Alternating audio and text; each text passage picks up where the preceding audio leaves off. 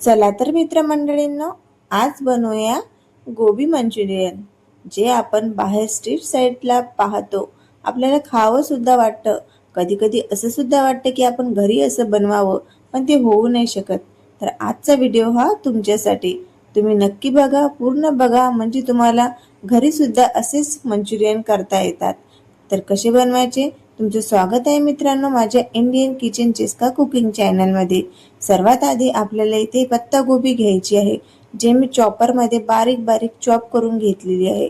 सोबतच यामध्ये एक शिमला मिर्च सुद्धा टाकली आहे, त्याला पण बारीक चॉप करून घेतलेला आहे. तुम्ही गाजर सुद्धा यामध्ये वापरू शकता. आता याला मीठ लावायचं आहे, तर मी इथे एक चम्मच, मोठा चम्मच मी इथे मीठ टाकलेला आहे. आणि याला छान असं फिरवून आता याला 5 ते 10 मिनिट सोडून द्यायचं आहे. तसंच मीठ लावू 5 ते 10 मिनिटांनंतर आपण याला पाहू शकता की थोडे जी आपली गोबी आहे ती थोडी आणखी सॉफ्ट झालेली आहे. आणि आता बघा, यामधून असं हाताने पिळलं ना तर पाणी निघतं. तर सर्व गोबी अशीच आपल्याला हाताने पिळून यामधले जे पाणी आहे ते काढून घ्यायचं आहे. तुम्ही जर जास्त क्वांटिटीमध्ये जर बनवत असाल तर यामध्ये मीठ थोडं तुम्ही जास्त घाला. सर्व याप्रमाणे आपल्याला करून घ्यायचं आहे. आता यामध्ये थोडीशी हळद घालूया. सोबतच इथे मी लाल मिर्च पावडर टाकला आहे 2 चम्मच. आता यामध्ये 2 चम्मच टाकून घेऊया मैदा. बाइंडिंगसाठी आपल्याला मैदा किंवा तुम्ही कॉर्नफ्लॉवर सुद्धा वापरू शकता.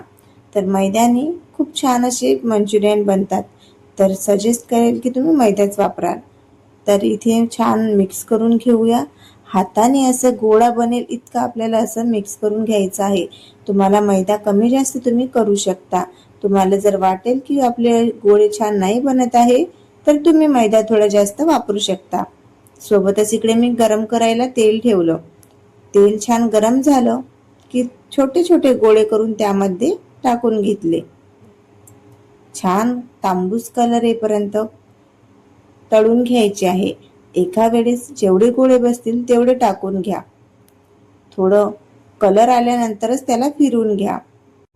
थोडं मीडियम आचेवर अलटापलट करून छान तांबूस कलर येईपर्यंत त्याला फ्राय करून घ्या. बघू शकता कलर खूप छान आलेला आहे. आता याला जाळीदार चाळणीमध्ये काढून घ्यायचं आणि एक्स्ट्रा ऑइल जे आहे ते निघून जातं. याप्रमाणे सर्वच मंचुरियन आपल्याला तळून घ्यायचे आहे. बघू शकता किती छान असे झालेले आहेत.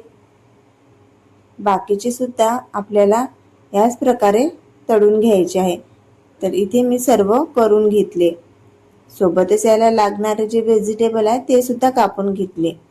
हिरवी मिरची 2 घेतली, एक कांदा घेतला मीडियम साईजचा आणि एक घेतली मी शिमला मिर्च, ज्याला मी छोटे छोटे असे काप करून घेतले.